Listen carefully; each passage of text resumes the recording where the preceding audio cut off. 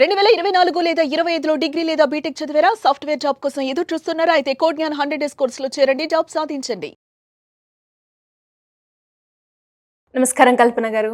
నమస్తే సిరి గారు. So law of అట్రాక్షన్లో చాలా మంది కూడా ఎక్కువగా యూజ్ చేసే టెక్నిక్ ఏదైనా ఉందా అంటే ఒపోనోపో టెక్నిక్ అని చెప్తూ ఉంటారు.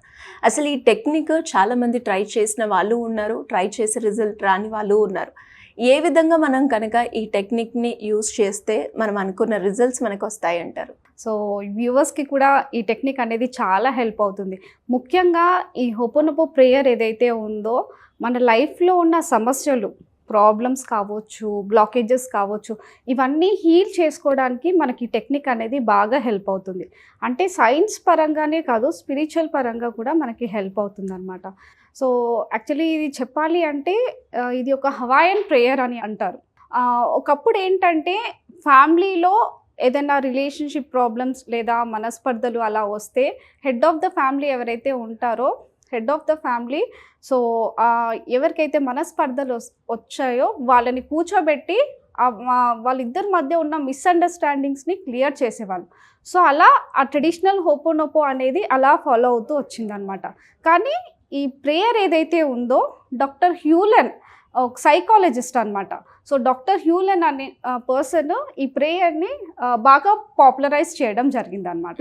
సో చెప్పాలి అంటే హవాయ్ హాస్పిటల్లో అంటే క్రిమినల్ పేషెంట్స్, అంటే బాగా మెంటల్గా సిక్ అయిన పేషెంట్స్ అనమాట.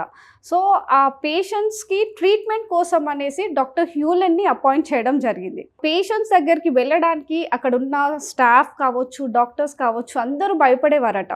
అంటే క్రిమినల్ అంటే మెంటల్గా బాగా సిక్ అయి ఉన్నారు కదా. సో ట్రీట్మెంట్ కోసం వాళ్ళ పేషెంట్స్ దగ్గరికి వెళ్తే సో వస్తువులు విసిరేయడం కావచ్చు, గట్టిగా అరవడం కావచ్చు. సో ఇలా చేయడం వల్ల వాళ్ళ బిహేవియర్ని గ్రహించి అక్కడ స్టాఫ్ అంతా కూడా భయపడేవారట. సో అలాంటి టైంలో డాక్టర్ హ్యూలెన్ని ట్రీట్మెంట్ కోసం అపాయింట్ చేయడం జరిగింది.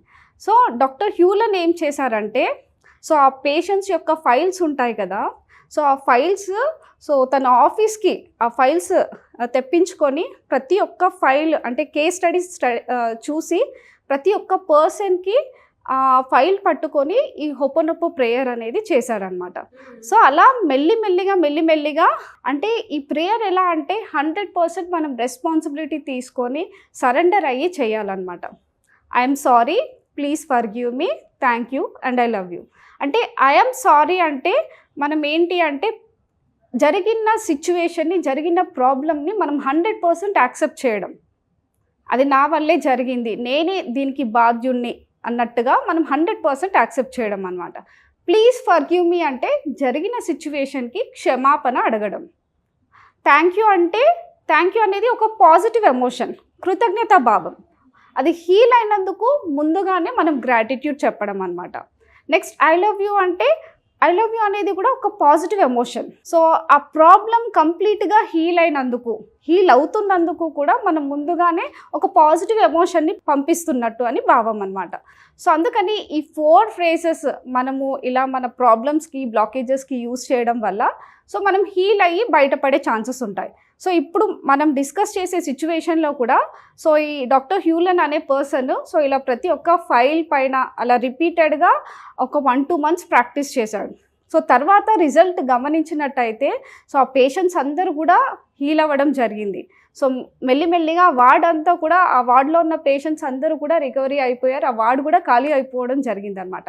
సో అట్లా అక్కడి నుంచి ఆ ప్రేయర్ అనేది బాగా పాపులర్ అయిపోయింది. సో ఈవెన్ ఇప్పుడు మనం కూడా ఇప్పుడు ఎవరికైనా థ్యాంక్ యూ అని చెప్పామనుకోండి, అవతల వాళ్ళు చాలా హ్యాపీగా ఫీల్ అవుతారు. ఎవరైనా మనకి చెప్పినా కూడా చాలా హ్యాపీగా ఫీల్ అవుతాం. సో అది మన పైన మనం ఎందుకు ప్రాక్టీస్ చేయకూడదు మరి? ఇప్పుడు మనకే ఏవైనా హెల్త్ ప్రాబ్లమ్స్ ఉన్నా, ఏవైనా మనీ బ్లాకేజెస్ ఉన్నా కూడా మనం రిపీటెడ్గా కూడా మనం ఈ ప్రేయర్ ఒక 55 టైమ్స్ కావచ్చు, డైలీ ఒక 108 టైమ్స్ కావచ్చు. సో అలా ప్రతిరోజు ఒక స్పెసిఫిక్ టైం పెట్టుకొని మనం ప్రేయర్ చేసినట్టయితే ఆ సమస్య నుంచి ఖచ్చితంగా మనం బయటపడే ఛాన్సెస్ ఉంటాయన్నమాట.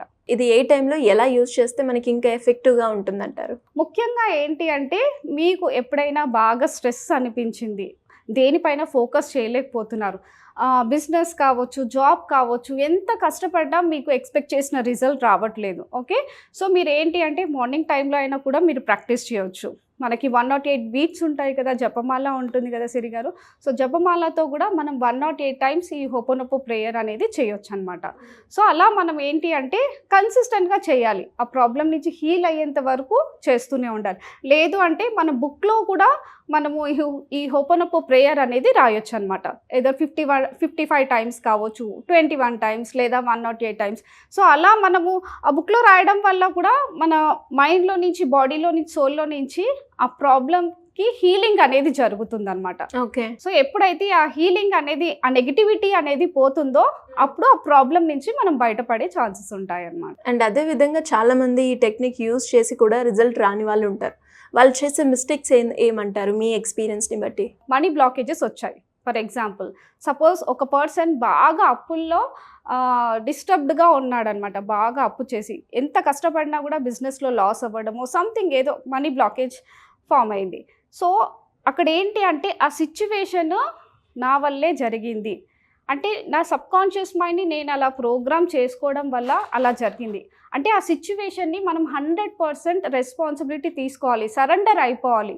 మనం యూనివర్స్కి ప్రేయర్ చేస్తున్నాం, నా వల్లే జరిగింది, నేను దాని నుంచి బయటపడాలని అనుకుంటున్నాను, నేను సరెండర్ అవ్వాలనుకుంటున్నాను అని మనం ఎప్పుడైతే యూనివర్స్కి సరెండర్ అయ్యి మనం ఈ ప్రేయర్ అనేది చేస్తామో డెఫినెట్గా మనకి మంచి రిజల్ట్స్ అనేవి జరుగుతాయి అన్నమాట.